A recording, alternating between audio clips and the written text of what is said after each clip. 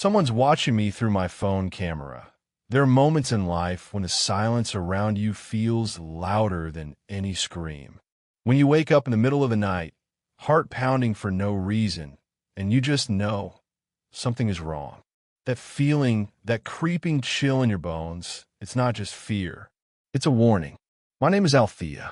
I'm 21, born and raised in a small, crowded barangay just outside of Tonda. Life wasn't kind to me. My father died when I was 10. My mother, she changed after that. She worked herself to the bone, yes, but the love in her eyes slowly faded until all that remained was survival. We lived in a tiny, dimly lit room at the back of a friend's compound, sharing a bathroom with 4 other families. My childhood was filled with noise, crying babies, drunk uncles, late-night karaoke, and yet I always felt alone. School was my only escape, but even there, I was invisible. I was the quiet girl with hand-me-down clothes and a second-hand phone. No one wanted to be friends with the girl who couldn't afford a Jollibee meal. No one except Ria. Ria was my light. She wasn't rich either, but she had the kind of soul that could make flowers bloom in dark alleys. We laughed about nonsense, shared dreams we couldn't afford, and took selfies with our cheap phones pretending we were in Paris. She once told me, "We may be broke, but we're not broken." I held on to those words like a lifeline. When I graduated from senior high, college was never an option. I started selling thrifted clothes online, managing everything from my old, cracked Android phone. It wasn't much, but it kept food on the table and helped with mama's medicine. At night, I would lie awake scrolling through social media, watching lives I could never have. Smiling faces, perfect rooms, clean walls, bright lights. Something about it made me feel both inspired and cursed. Then about 3 months ago, things started to feel off. At first, it was small, harmless. Sometimes my phone screen would light up on its own.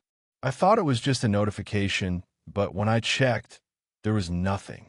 I'd be scrolling through Facebook and the front camera would blink. Just a flicker, a flash, like it was watching me. Once it turned on by itself and stayed on, showing my tired face in real time, though I hadn't touched it. I laughed it off. Probably just a bug, right? Ria told me to be careful. "Maybe your phone's hacked," she said. "Cover your camera with tape." I did, just to be safe. But the next day, the tape was gone. I swore I had placed it before sleeping. And yet, in the morning, there it was on the floor beside my bed, as if someone or something had peeled it off. Then came the dreams. At first, they were blurry. A man standing in the dark, whispering in a voice I couldn't understand. My room, but not quite. The walls were longer, the shadows deeper. In one dream, I saw my own body lying in bed while I stood above it, paralyzed, unable to scream. I'd wake up drenched in sweat, heart racing, convinced that someone had been in the room with me. I tried to brush it all off. Stress, exhaustion, maybe a touch of paranoia. I didn't want to believe anything supernatural.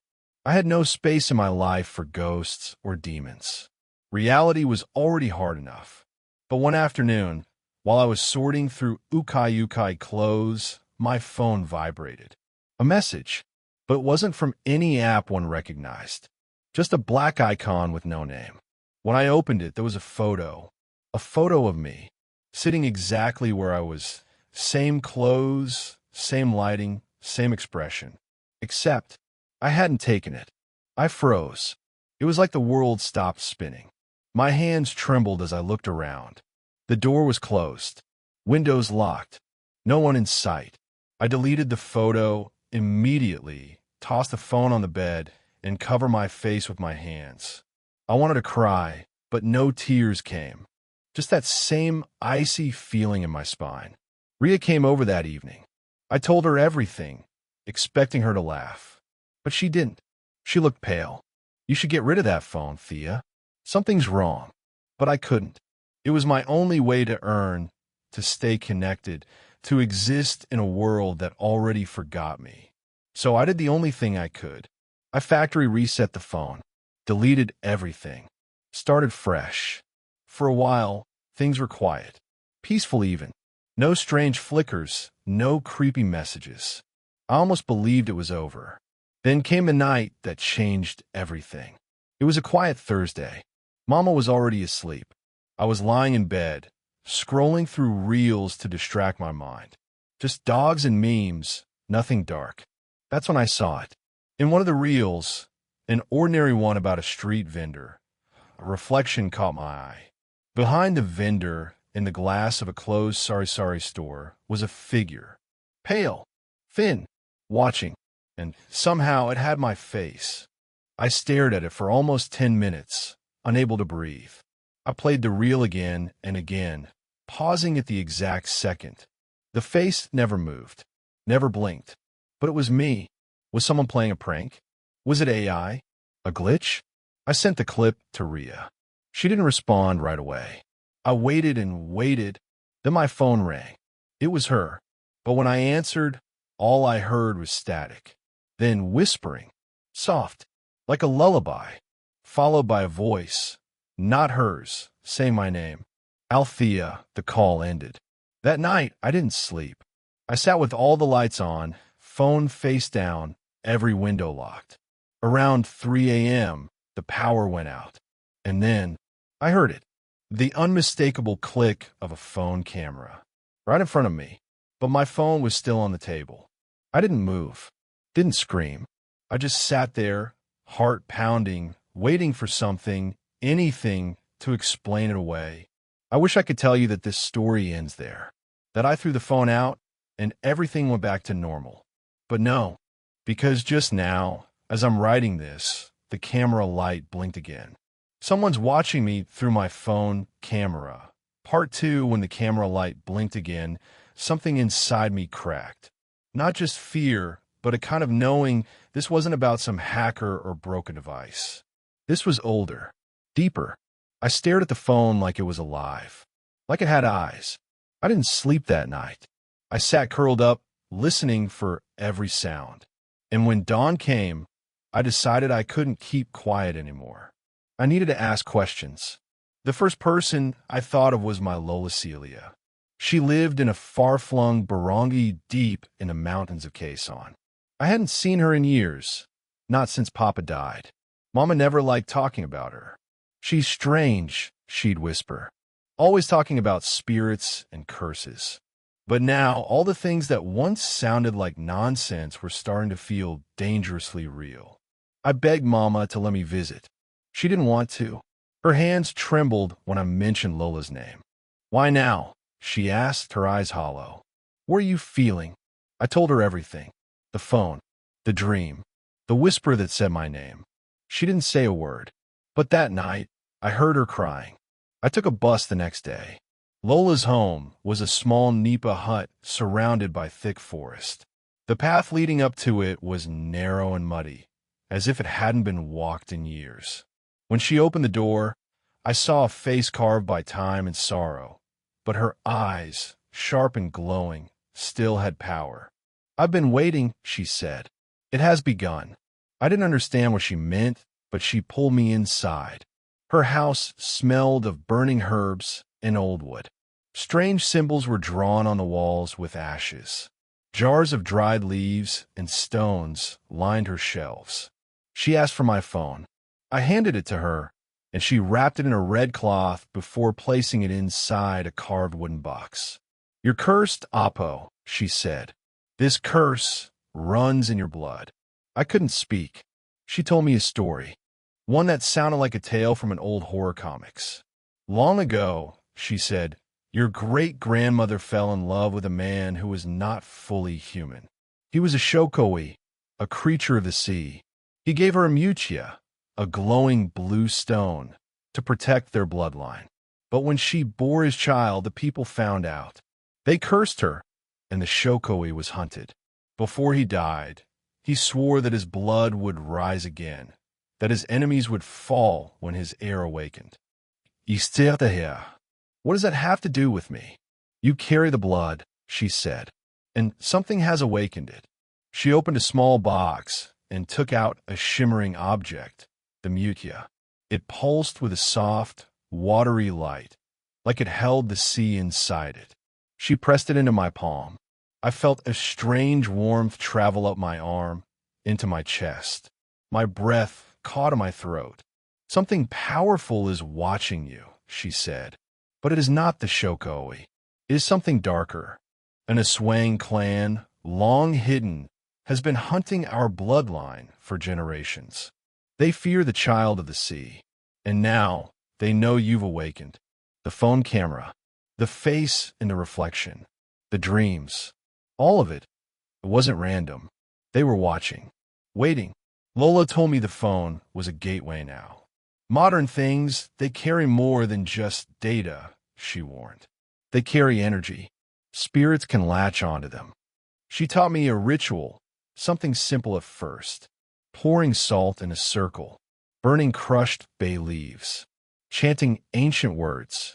She called it Pagiwas, a beginning. Each night, I followed the steps. I slept inside the salt circle. I kept the Mutya around my neck. At first, it helped. The dreams faded. The phone stayed dark. But the peace didn't last. On the third night, the power went out again. I heard something outside Lola's hut, like nails scratching at the bamboo walls. I held the Mutya tight. I whispered her chants over and over. The noise stopped just before sunrise. Lola said the Aswangs were testing me. "They won't come all at once," she said. "They send shadows first. They watch your weakness." Then she grew quiet. She sat by the fire, staring into the flames. "There's something else," she finally said. "Your father, he didn't die in an accident." I looked at her, heart pounding. He was marked. They found him, took his heart. Her voice broke. "We said it was a sickness, but I knew. He was protecting you. You were just a child." I sat there in silence, numb. So many lies. So many secrets buried under poverty and grief. And now they were crawling to the surface. Later that day, while gathering water from the spring, I met someone else. He stood barefoot by the rocks, shirtless, skin like bronze, eyes too green to be human. His presence made the water ripple unnaturally. At first, I thought he was a villager. But when he spoke, it was in an old dialect I didn't understand, soft and fluid like the tide. Then he switched to Tagalog. "You're not ready," he said. "But you must be." I stepped back, unsure whether to run or listen. "I'm called alone," he said. "I served your ancestor. I guard the Mutya when it calls." "You're a Shokoi?" I whispered. "Half. Like you," he replied. "But I'm older. I stay behind, watching, waiting."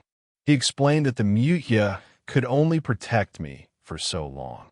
If the Aswangs claimed me, if they devoured the child of the sea, it would break the last seal. Their kind would rise. He pulled something from the water, a kabibi larger than my hand, with a glow inside like trapped lightning. "This is your next key," he said. "When the time comes, it will open the gate." "What gate?" He didn't answer. Instead, he touched my forehead with 2 fingers. I felt a surge of heat and soft flashes. My father fighting a dark figure under the moonlight. My mother holding a crying baby with a blue mark on its chest. A winged creature soaring above rooftops. And then blackness. I woke up beside the spring alone. The kabibi was in my hands.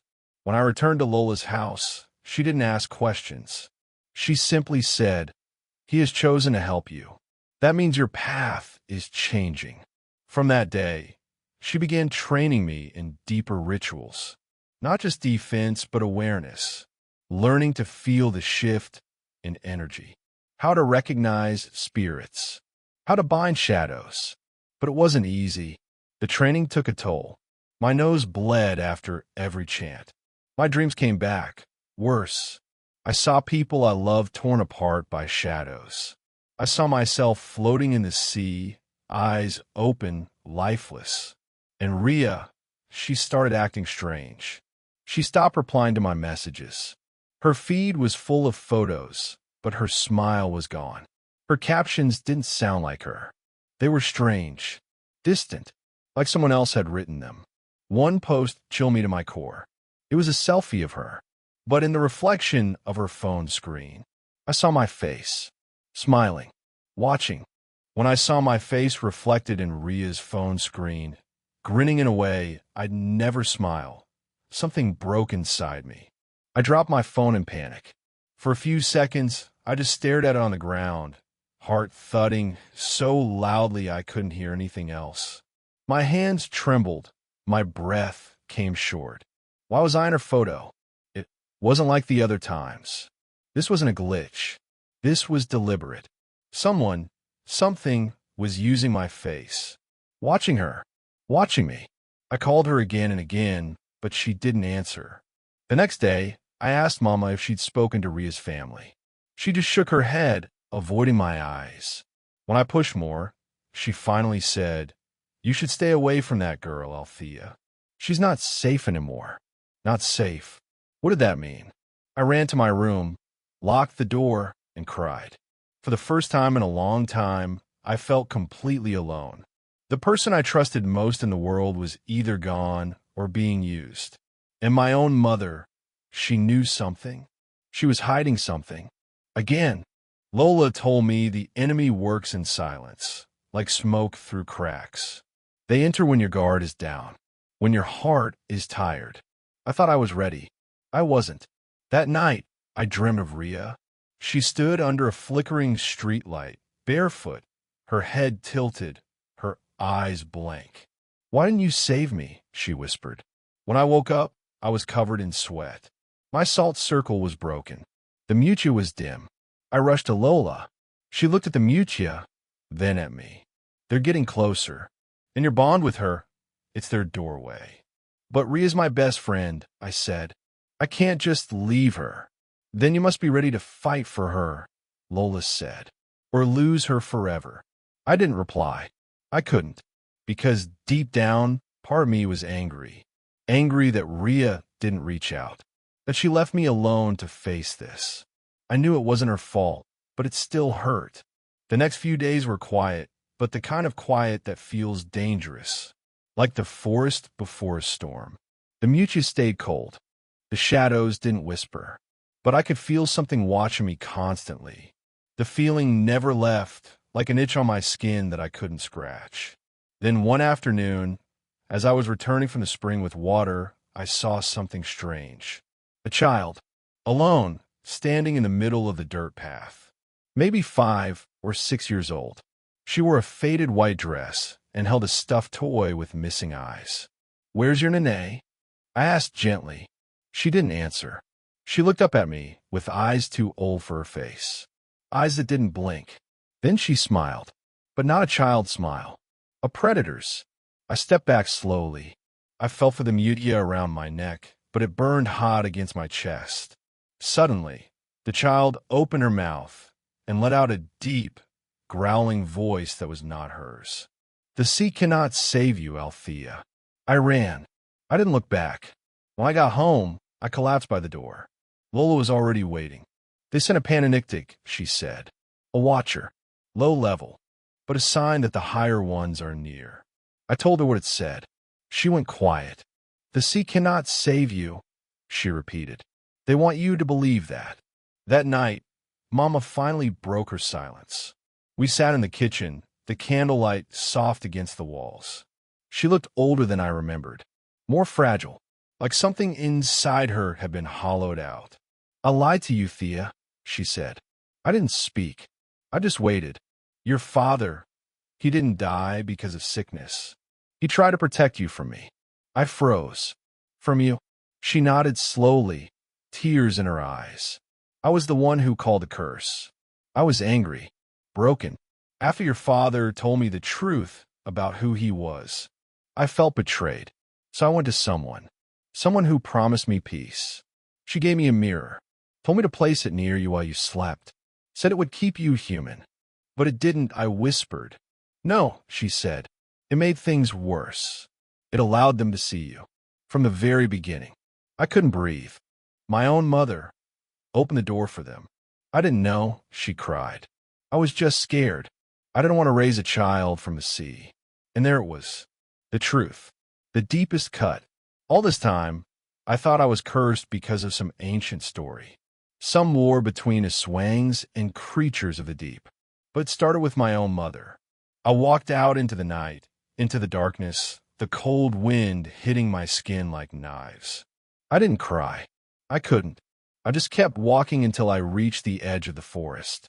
There, by the roots of a massive tree, I knelt and stared at the ground. What was I supposed to do now? I didn't ask to be special. I didn't ask to be hunted. I just wanted a simple life. A peaceful life. Now, everything was broken. Then I heard it. Footsteps, but not heavy, slithering. Something was coming. I stood up fast, heart racing. From the shadows, a tall figure emerged. Its arms were too long, its skin gray and rotting. It had no eyes, just black pits where they should be, but it grinned like it knew me. You smell like salt, it said, voice like rusted chains. Like your father. I reached for the kabibi, now hanging on a leather string around my waist. The creature flinched. You're not ready, it hissed. But we're hungry anyway. It lunged. I didn't think. I just raised the kabibi, shouting the words Lola had taught me. The shell glowed. A wave of force exploded from it, knocking the creature back. It screeched and vanished into the trees. I collapsed, gasping. So this was real. All of it. I wasn't dreaming, and I couldn't run from it anymore. Later that night, Alone appeared again, by the river, glowing faintly in the moonlight. You've seen your first, he said. There will be more. I don't know if I can do this, I admitted. I'm angry. I'm broken. My own mother. She feared what she didn't understand, Alone said. But blood is blood. It carries both curse and power. You are not alone, Althea, and you were born for this. He handed me something new, a thin blade shaped from a seashell, its edge glowing faintly. The Aswangs think you are weak. Let them believe it, until the day you become the storm. As he vanished, I looked down at the weapon in my hand. It was light, but it felt heavier than anything I'd ever carried. The war hadn't started yet, but I could already feel it coming, and it was coming for me. The blade from Alone stayed with me like a secret heartbeat. I kept it hidden under my clothes, near the mutia, close to my skin. It was cold most of the time, but sometimes, late at night when the wind stopped and even the crickets went quiet, it would pulse with warmth. A warning. They were coming. Every night, the dreams got worse. I'd see Rhea, standing on rooftops, her mouth sewn shut, pointing at the moon as shadows danced around her. I'd see my mother, hands drenched in blood, whispering apologies I could no longer hear. And then, always the same ending. A mirror. My reflection, but wrong. My eyes black, my smile stretched too wide, and a voice whispering, "You're already one of us." By the time I woke up, my sheets were soaked, my body aching like I'd been fighting in my sleep. Lola said it was the enemy's way of weakening me, of breaking my spirit before the final blow. They want you to doubt yourself, she said, because the moment you give up, even just a little, they win. But it wasn't easy. The truth about my mother still clawed at me. The silence between us was thicker than ever. She moved around the house like a ghost, watching me with guilt in her eyes, but saying nothing. Sometimes, I'd catch her whispering to a cracked mirror in her room. I never asked her what she said. I didn't want to know. Rhea hadn't returned. No one in town remembered her anymore. Even her house looked like it had never been lived in. I asked my neighbors, old classmates, even the teachers. They just shook their heads. Who's Rhea? I wanted to scream. Only Lola remembered. Only Lola and me. That meant Rhea was trapped somewhere. Or worse. One evening, while gathering herbs near the edge of the river, I saw movement beneath the water. Not a fish. Not a shokoi. Something else. It looked like a woman. Pale. Hair flowing like seaweed. But her mouth was full of teeth. Hundreds. Sharp. Long. She didn't speak. She just stared at me with empty eyes. And then she smiled. The water around her turned red. I ran. Well, I got back. Alone was waiting by the tree line. They're testing you, he said, trying to see how much fear your heart can hold. It's working, I said honestly. He nodded. Fear is not weakness. What you do with it, that's where your strength lives. That night, I sharpened my blade. Lola began marking the house with salt and ash.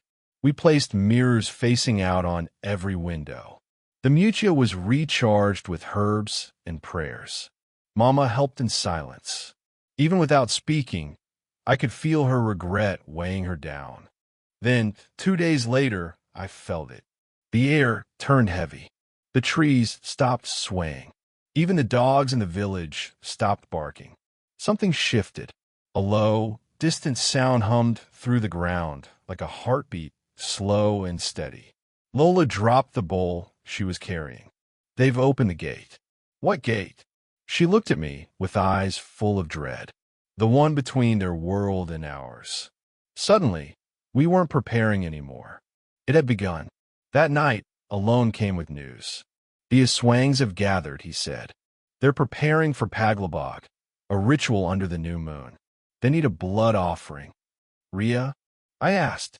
She's part of it now. Not by choice. They've bound her. Can we save her? There's still time. But not much. Lola stepped forward. You'll need help. We didn't have many options. Most people wouldn't believe us. Those who were too scared to fight. But there was one person. Isco, a former classmate of mine. Quiet. Weird. People used to make fun of him for believing in Encanto and shadow beasts. He lived alone now, outside town, near the forest edge. When we found him, he didn't act surprised. I've been waiting, he said. They showed me your face in a dream. Said you'd come. He had weapons, blades dipped in stingray venom, bottles of blessed water, a map with strange markings. I've fought small ones before, he said.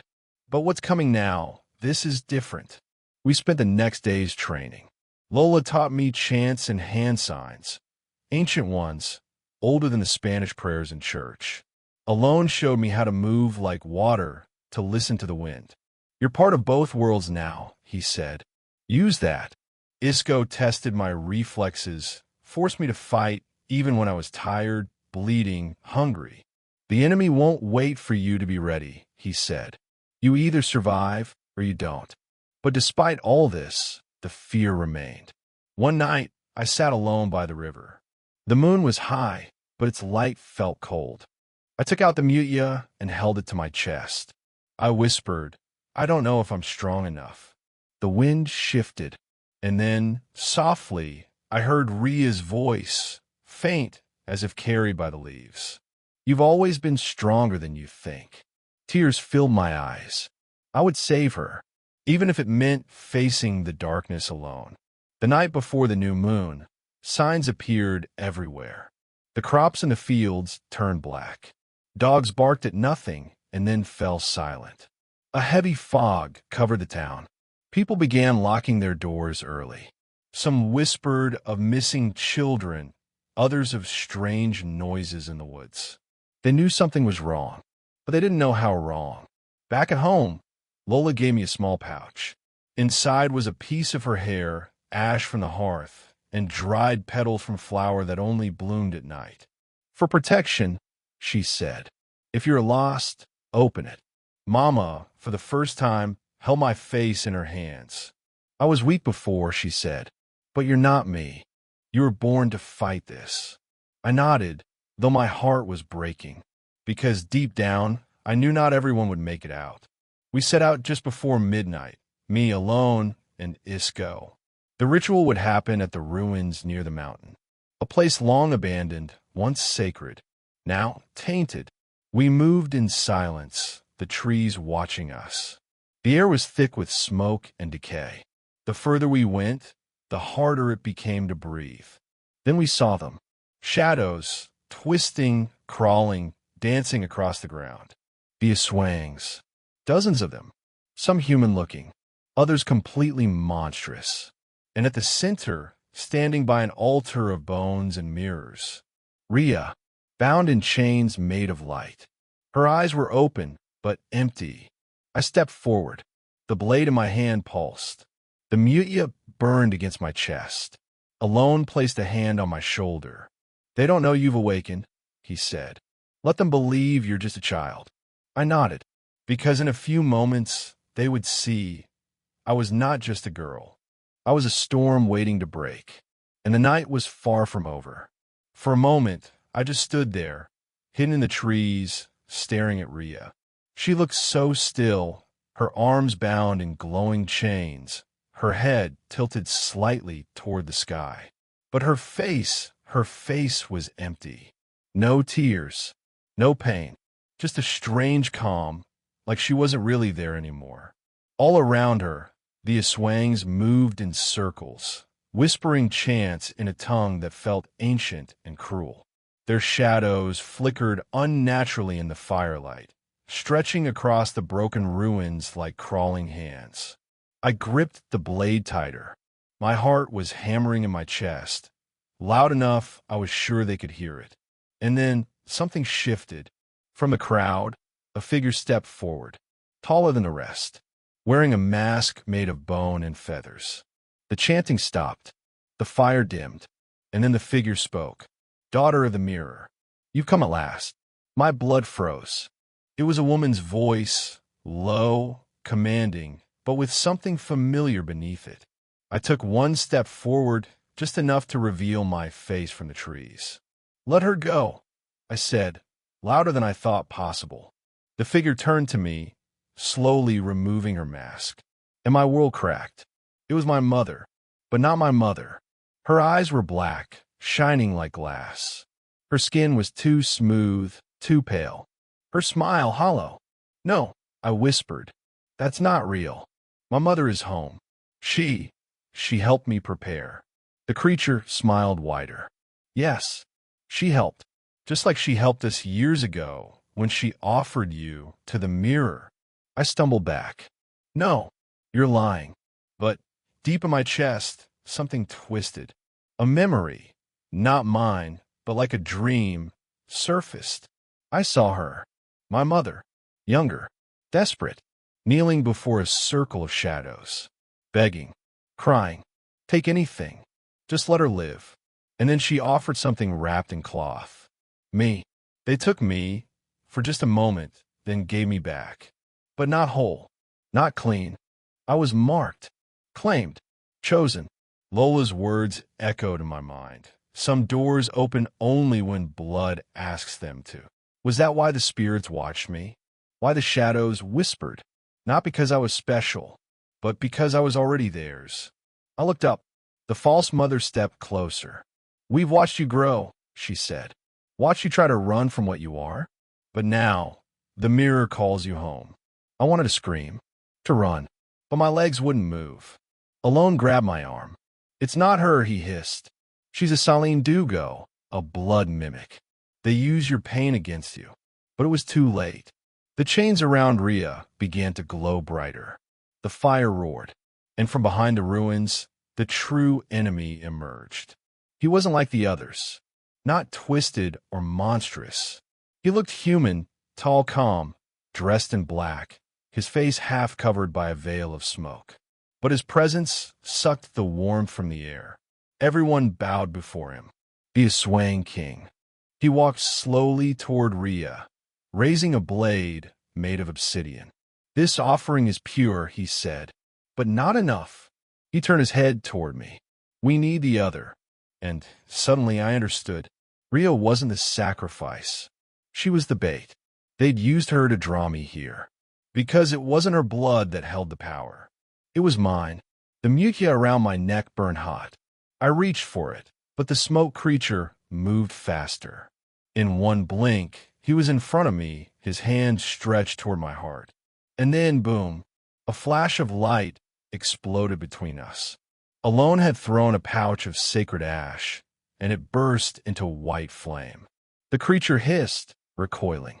"Run!" Alone shouted, pulling me back. But I didn't want to run. I wanted answers. So I turned to the false mother again. What did you mean? I cried. Why me? What am I? She tilted her head. You're a doorway, a living portal. The mirror marked you the night your mother begged for your life. She reached toward my face, and for a moment, I felt 1,000 voices whisper in my ear. Open the gate. But then a spear flew through the air, striking her shoulder. Isco appeared from behind a crumbling pillar, chanting something under his breath. The spell shattered her form. She dissolved into black mist.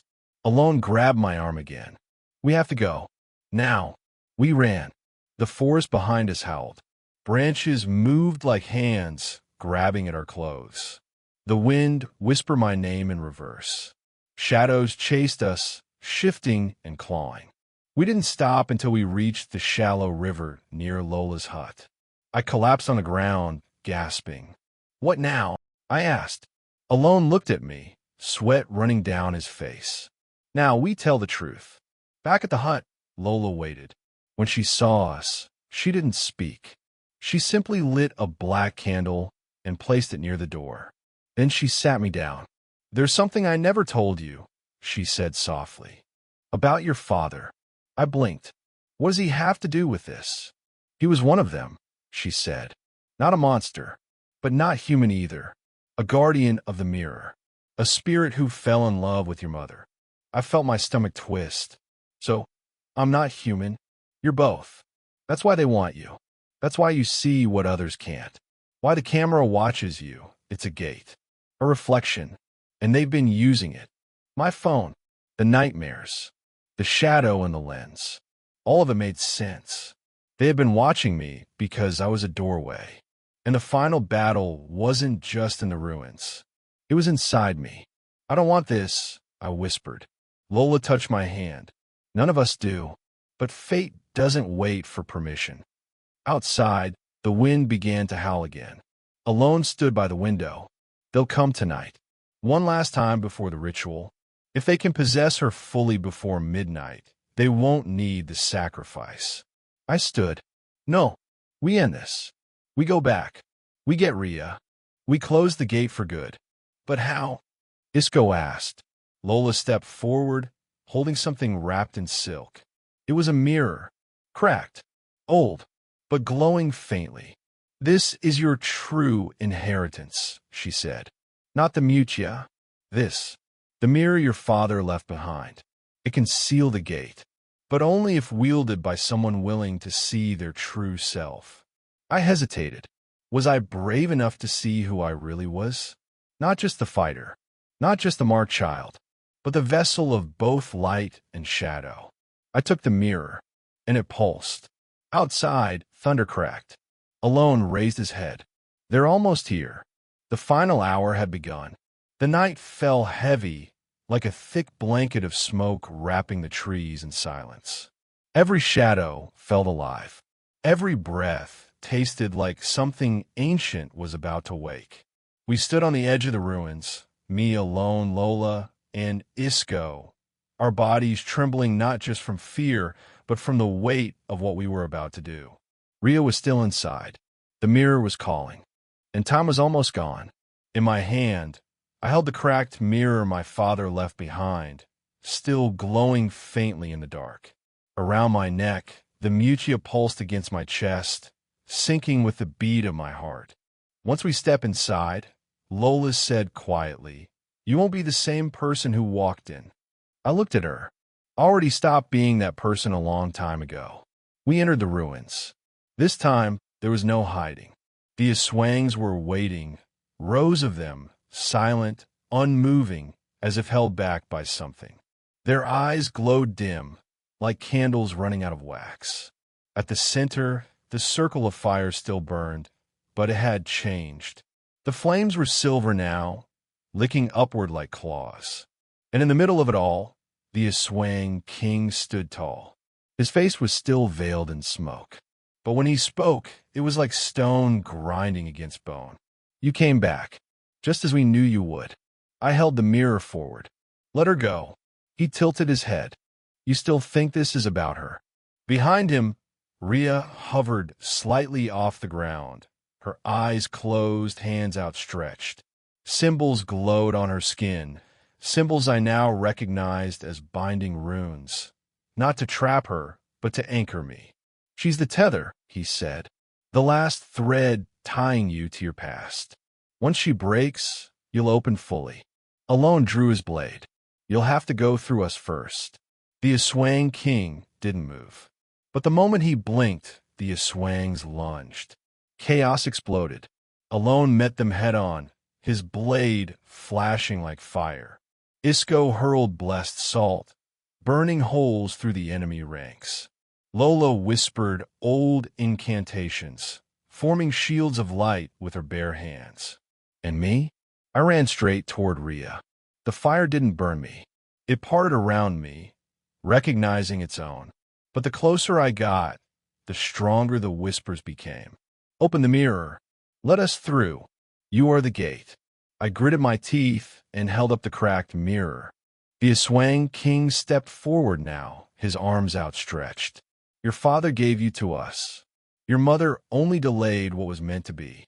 You are balance, dark and light, spirit and flesh. You belong to us. No, you whispered. I belong to no one. I turned the mirror toward him. He laughed. You think that will stop me? Then I looked down at the Mutia. It was glowing bright, too bright, like it was about to burst. That's when I understood. The Mutia was never meant to protect me. It was a key. I gripped it and pressed it against the mirror.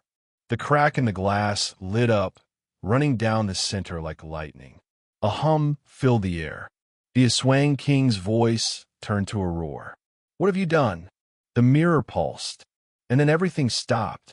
I wasn't in the ruins anymore.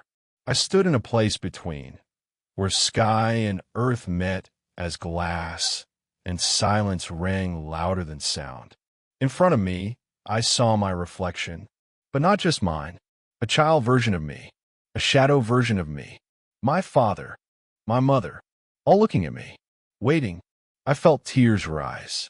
I don't know who I am anymore. The child version of me stepped forward. She smiled. You're not meant to be one thing. You're meant to choose. And then the voices spoke as one. Close the mirror or open the gate. I held the mirror to my chest. Then I looked into the reflection, and for the first time I didn't look away. I saw my fear, my loneliness, my anger, my strength, and I chose. I slammed the Mutia into the center of the mirror. The glass shattered. Light exploded outward like a wave. I was thrown back into the ruins, into my body. All around me, the Aswang screamed, their shadows unraveling.